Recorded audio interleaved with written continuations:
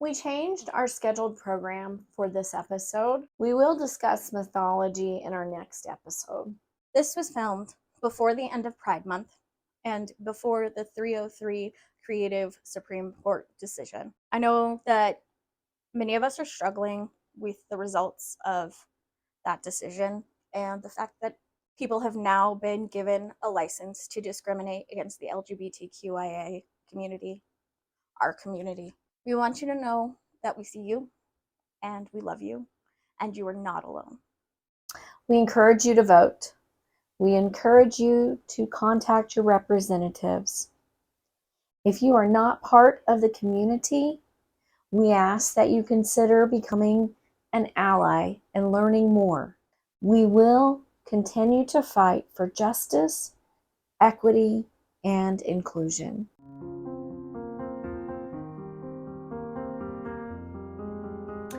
Welcome to our channel. I'm Eller, the Disciple. And I'm Tally, the Dissenter. We're going to have a conversation about how it feels to come out. And it's a difficult one. It's something that can be really hard, especially depending on your situation, who you're coming out to. The person who maybe is aware of someone who might be keeping a secret and struggling with their identity. How we even have respect for that person and support for that person while protecting their integrity and their comfort zone when it comes to talking about it. Being respectful.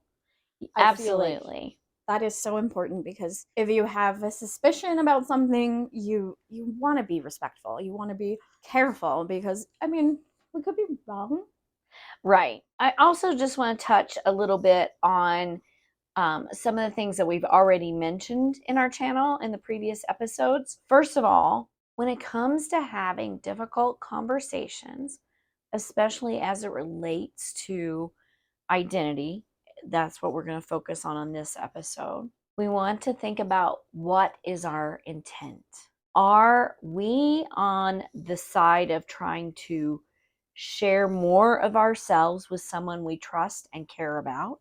Or are we on the other side of having care and concern for someone who we know is maybe locked in a closet and doesn't want to be? Either way, those are kind of the highest, best intents that come to mind for me when I think about having a conversation around identity.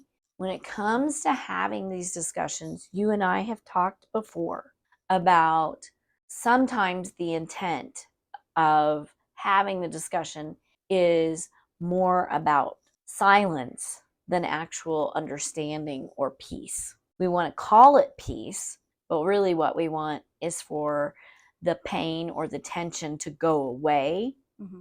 And the end result of that is that we shut down the conversation instead of being ready and open to have the conversation. And that's why if you go back to our second episode when we talked about braving, the boundaries, first understanding your values, and second understanding when's the right time. Those two are very connected. It is there that we have to start. And so, again, we've said this before, if you think about having a difficult conversation, whichever side you're on, stop there and see why. Why are you doing this? Some of the places I've worked in the past, they would have signs essentially that say like, this is a safe area, or this person has been through some sort of safety training in regards specifically for like the LGBTQIA plus community. So I was thinking about how if you can, when you're having these difficult conversations, it would be great to be able to have a safe space. In this particular situation with coming out, I don't know that that's always possible. The reality is that you don't come out once. I've mentioned this before. You have to decide when to tell people that all the time. Because in our society, we are assumed straight until we come out. which is not always the best place to be. It's really hard to constantly have to explain who you are. And not that it's like anyone's business, but usually what happens, I've noticed, is that you have a conversation and somebody will casually ask you, "Oh, do you have a boyfriend or a girlfriend?" or whatever word they use. But they use a gendered word and a very specific, usually if, in my case, you're more assumed to be a woman. You're asked if you are dating a man, and you have to then deal with that situation in the best way that you can, and doesn't feel safe all the time because you don't necessarily know how the person's going to respond. You don't know how they're going to act. I feel like there are better times sometimes. For example, if you are in an environment, I've been fairly lucky. I've worked in several environments that have been very committed to diversity, equity, and inclusion. And they make it a priority to have people who are trained. There might be signs or on the name badge, on their name tag, it says that they've gone through this training to be a safe person speak with. But it's a privilege that not a lot of people have. I feel like even when I was coming out to you, there wasn't a way to create a safe space for that because I didn't know how you were going to react. And that's just the reality for this particular type of conversation. I think if you know like someone is not safe for you to be around, I don't encourage you to do it at all. But if you able, I think we kind of talked about maybe doing it in person is a lot better than trying to do it through text because tone and text can be misconstrued. I also think sometimes people are just meaner through devices. There's something about being in person that we remember our manners a little bit better. We can look at the comments below this video or any of the videos on YouTube and see that, yeah, when people have this like feeling like they don't have the same consequences of. Yeah, I mean, because it's like an indirect medium. Yeah, that somehow so then you gives get them people who are very nasty and who will intentionally try to be like, I'm going to make sure this isn't a safe place for you. I think it's really important, something you touched on that I definitely want to talk about a little bit more, and that is when it comes to the audience. So we figured out the intent, and the intent's good. When it comes to the person you're trying to have the conversation with, shifting a little bit to try to see if you do understand. And I hear your point about you don't always know. It'd be great if you could. You might have an idea. People sometimes surprise you, good and bad, unfortunately. Mm-hmm. So, but if you can somehow gauge that, that is important. And sometimes they're not ready. Sometimes you're not ready. Mm-hmm. And it is okay always to wait. It is also okay to say, I can't wait anymore. I need to do this. Mm-hmm. And you know your reasons. I would really ask you, when you think about the intent, to really think hard about what those reasons are. But if at the end of the day, you'd go ahead and you decide, that is where you're going to want to try to have a space. Either you have an out, like that's kind of how you came out to me, is you had an out. You're like, I am already moving out, so you can't kick me out. Yeah. If you're in that kind of a situation where you're coming out to a parent, or even like with the case of writing the letter to my grandfather, it was very much, I'm giving this to you as we are leaving so that you have time to process. And it, not that it's to think about it again I have a lot of before we visit with him again. And I think that's good too. You might also find that you might want a friend there. That is something you'll have to decide for yourself. Mm-hmm. I think you did it by yourself with Mm-hmm. me. But you want to talk a minute about how you have made safe spaces for others? I would say if I made safe spaces, it was unintentionally. When I started at a job that I had decided I didn't want to be assumed straight or as a woman as much as I could. In my office at work, I had a non-binary flag with a pansexual heart on it. I am pan-romantic, not really pansexual, but it was just what I was able to find. And I had people in my office who were clients that I met with who would, after we had our appointment, would say, hey, I saw your flag. I really appreciate you having something like that.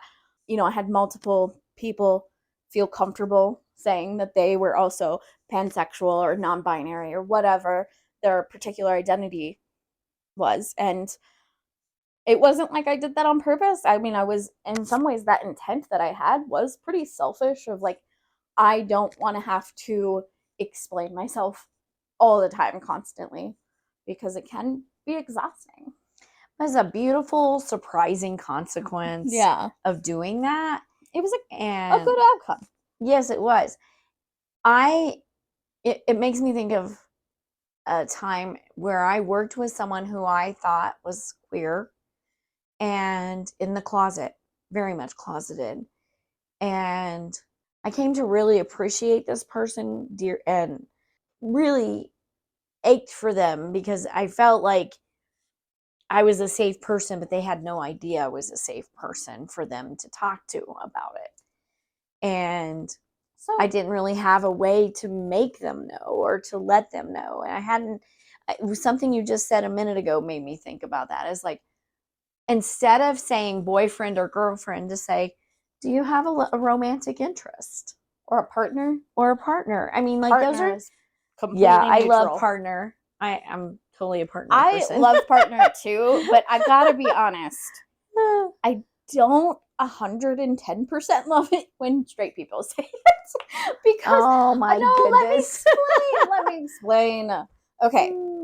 The only reason is that, and I feel like other queer people will understand this, though, is that if somebody says partner, it definitely makes my ears prick up a little bit, where I'm like, are you possibly one of us? Yeah, in the community. Oh, yes, I see where you're going with this. Yes. And see, I love partner no matter who. I know. Because when it becomes more like normalized and stuff, I feel like I'll appreciate it more, but just in that particular thing, because I know that. Yeah. But I want to say why, because I think it's important.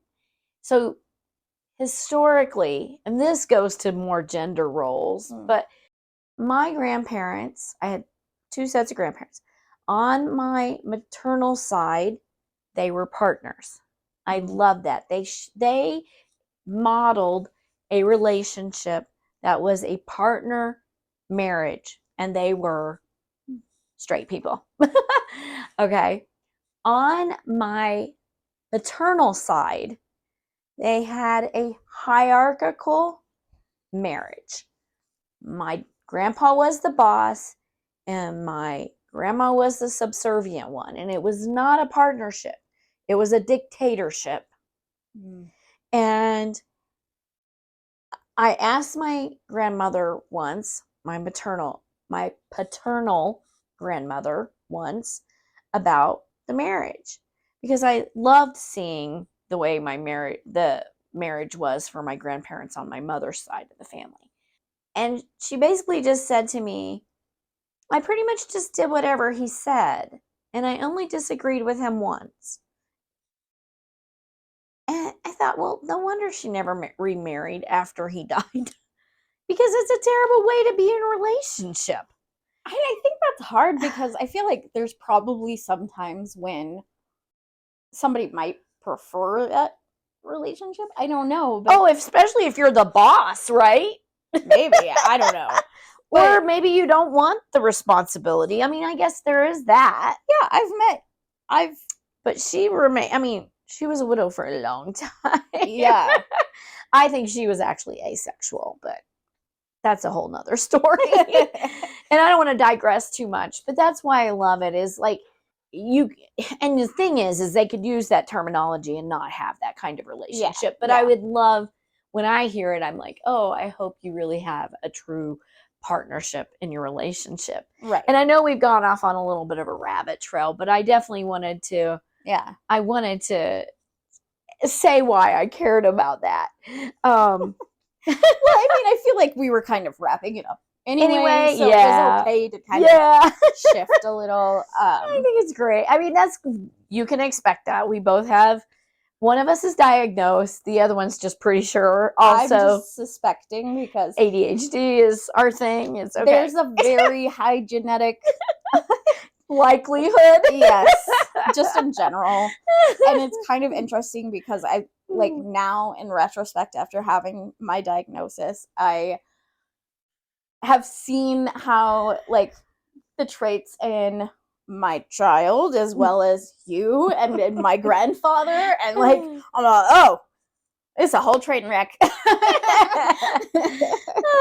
But we will get off topic, but we'll always try to swing it back around. Yes, and hopefully today, by talking about coming out and being aware of people who might be closeted, you can see an example of a difficult conversation, and you can see how, for you've either had those conversations or you're in the process of preparing to have those kinds of conversations, and that this will be helpful for you. If you are part of our community, you've had that conversation probably more than once. If you haven't come out to anyone, please know that there are people who will accept you. And I know it feels scary when you're alone, or you feel alone, but you're not alone. If you feel comfortable, I would encourage you to put that in the comments, like, just talk about what you're going through right now. Sometimes it's nice to, I don't know, just get it out, even if it's not going to be with, like, a parent or somebody that you care about. Sometimes it's nice just to let it go and to feel like somebody else knows and somebody else is out there supporting you. And I think that we will try more than anything to let you know that we are rooting for you no matter your situation. We are always trying to hope that we become better people. Absolutely. And I want to encourage you to like the video, subscribe if you haven't. We also are on TikTok. All the buttons and stuff will be at the end. So, whatever you're facing in the week ahead, we wish you the best. Thank you. Thank you. Bye. Bye.